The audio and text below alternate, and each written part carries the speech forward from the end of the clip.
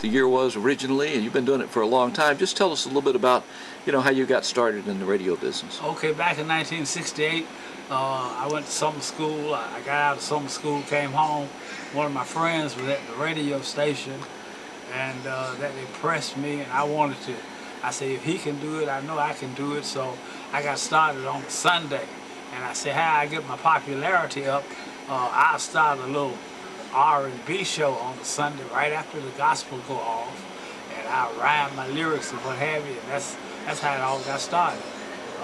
What year was that? 1968. Okay.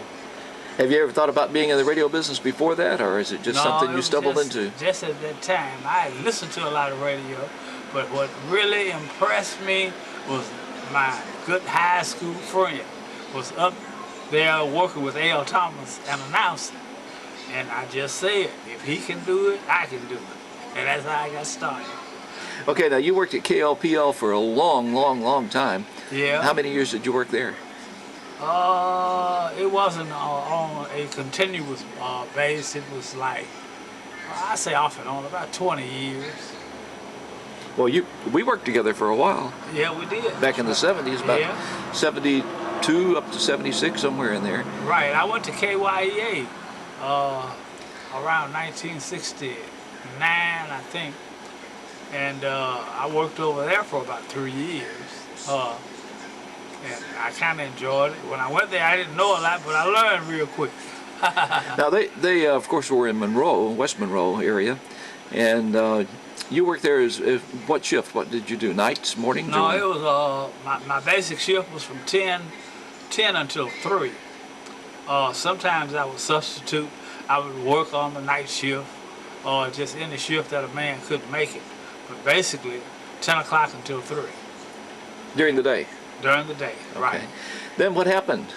Well... Of course, Howard Griffith owned that station. And, right.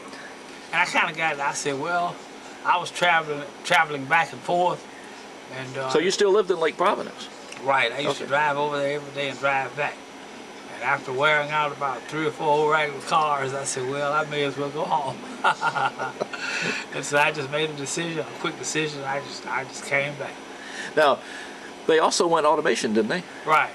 Yeah, the station, Griffin wanted to automate, and he tried it. It kind of worked for a while, but not really like it was when they had all the live DJs there. Who were some of the guys you worked with at KYEA? Well, one fellow, Frank Smith, they call him Jazz Moore. GG, I never did know his name really. That was a Bruce Frazier. He's a minister now over there.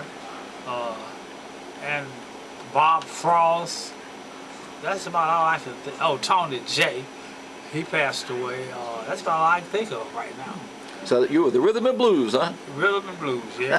KYEA, KA. Yeah, talking a whole lot of crazy stuff. But we went #1. Were you #1? Yeah, we got to be #1 one year. Wow. Okay, now, what I want to do is just get you to do one of your routines. You know, you did a lot of rhyming and stuff like that. So I know this is, we're not actually on the air right now, we're just kind of pretending, but you are at the studios. Now, people may not realize this, but you were actually the owner of this radio station where I'm recording you at now, KLPM-LP in Lake Providence. And, of course, I've helped you a little bit here. You let me do sports, and you let me do some of the church programming and stuff, but you're the man. You get pretty good response about this radio station. It's a low power station, but that's all that's available right now. Yeah, we're recognized by a few people, and in fact, about we'll say 3/4 of the people, give us recognition. So that kind of makes us feel okay, Whenever people come in for reunions and stuff like that, they kind of give you a little credit. You have the Lake Providence School of Broadcasting and the radio station. Your wheel, man. Listen to that. Wow. Okay, yeah. Well, we're doing okay, though, so far. Yeah. Okay, now I want you to do a little routine for me. Now, this is what people would listen to whenever they would listen to the radio. Something like this. Just kind of whatever you can come up with. Well, it was just a feeling that I had. I could play a little instrumental music, and it would make me want to talk, and I would just go through things like moving and grooving like a 20-cent movie, coming on strong like a barbecue bone, jumping on the deck like a bad chick, trying to make you a nervous wreck. Want you to turn that radio up loud so we can draw a big crowd. If anybody out there should ask you what's that sound, you tell them it's FM 102.5, trying to get on down. If you don't believe that, you can come right here, sit on my knee, listen to my lap.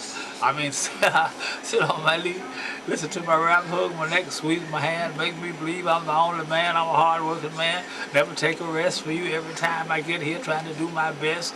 Went to bed last night with an aching brain. For you today, just didn't want to be the same.